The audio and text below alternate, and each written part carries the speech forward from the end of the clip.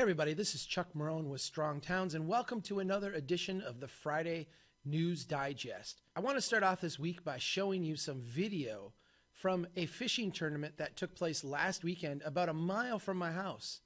There's 20,000 holes drilled in the ice out here. Thousands of people trying to pull up a fish, win a prize. This is one of the crazier things that goes on. You know, when I was in the Army, a lot of people from the South didn't believe me that we would drive out on the ice and fish. And then the movie Grumpy Old Men came out, and people started to get into the notion of coming up north to go ice fishing. I'm telling you, what those people are doing out there is kind of crazy, but ice fishing is a lot of fun. If you ever get a chance, give it a try. Story number one comes from the Washington Post. Roadways don't yield sufficient gas tax revenue to cover upkeep costs. Yeah, I know it's hard to believe. I love Benedict Cumberbatch. The report from a group called the Center for American Progress challenges the wide-held belief that transportation costs, highways in specific, pay for themselves through the gas tax.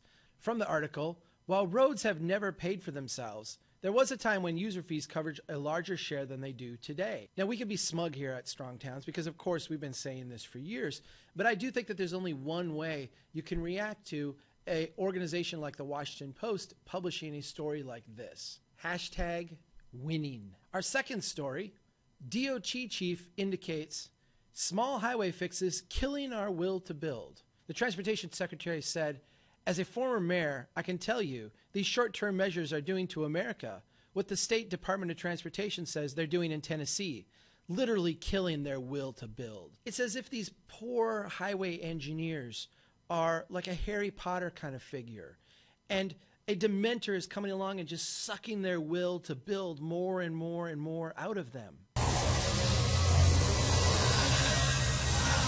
And this is a bad thing because, all right, I get it. I get that state DOTs would like to know exactly how much money they're going to get so they can go out and borrow a whole bunch more and leverage that all up and build a whole bunch of stuff that we really don't need, right? I actually think this indecision is good. It's not a bad thing because what it signals is that there really isn't a clear path forward. If there was a clear path forward, we'd go find the money and we'd do it, right? We have an aging system. We have an old model of doing business, and there's reluctance to just double, triple, quadruple down on it. I don't think that's a bad thing. What we really need to do is have a conversation about a different style of transportation system. That can't come soon enough. Switching over to North Dakota, the Grand Forks Herald indicates that the North Dakota legislature is about to approve a, quote, surge funding for construction in western North Dakota. The idea is that we're going to pump a bunch of money into building infrastructure to support the booming oil industry. The article indicates that Senate Bill 2103, the surge funding bill, is proposed to spend $845 million, while a jumpstart bill in the Senate aims to provide $873 million. Now, I love North Dakota. It is an absolutely beautiful state. And I'm happy for them that they're having a modicum of prosperity right now with this oil boom, because while everybody else in the country was enjoying the housing bubble, they were sitting that out on the sides. Now, in a sense, it's their day in the sun, right? But come on, North Dakota. You guys are a bunch of prudent, pragmatic, thoughtful kind of people. I hate to see you use this oil boom to get all in on the Ponzi scheme. For our next story, I'd like to applaud the Burnsville-Egan-Savage School District 191 here in Minnesota for turning down a TIF request from the city of Egan. School districts are often asked to approve tax increment financing packages as a way to allow cities to continue to gamble on new growth and huge redevelopment packages. This school board had finally said, you know what? We've had enough of this, and we're not going to do it. In a 5-2 vote, they said, no mas. In an interview, one of the school board members indicated that the original TIF plan, written in 2001, was, quote, clean as a whistle.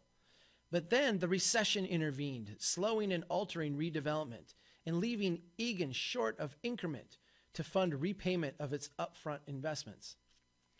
I don't know about you, but that doesn't sound clean as a whistle to me. Now, I know a lot of you out there use TIF, like TIF, think TIF is a wonderful way to get things done. I've written many times that TIF is an admission of failure. And I applaud the school district here for saying no to this. School districts are not supposed to gamble with money.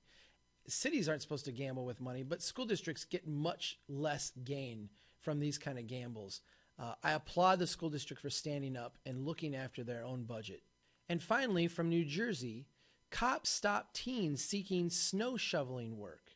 With all the snow that's been going on in the northeast of the country, a lot of kids are not having to attend school. Instead of sitting home on the couch, eating chips, and playing video games, a pair of teens in a small New Jersey town went out to try to get some work shoveling snow. The officer said his department has no interest in cracking down on kids who want to shovel sidewalks or driveways. The law was made for transient scam artists who prey on the vulnerable. Quote, the spirit of the ordinance is to protect residents from gypsy activity. Seriously? It's 2015? Do we say gypsy activity? You know, you've got to be kidding me here anyway. Don't people complain all the time that kids today are lazy? They spend all their time playing video games. They don't know how to work. Here you've got a couple of kids who print up some flyers, go door to door and hand them out, or just looking for some work. And someone calls the cops. Not a very strong towns thing to do. Go patrol them! That's it for today. Thanks everybody for listening. All of you who are getting snow right now, be safe. And everybody else, remember to keep doing what you can to build strong towns. Take care.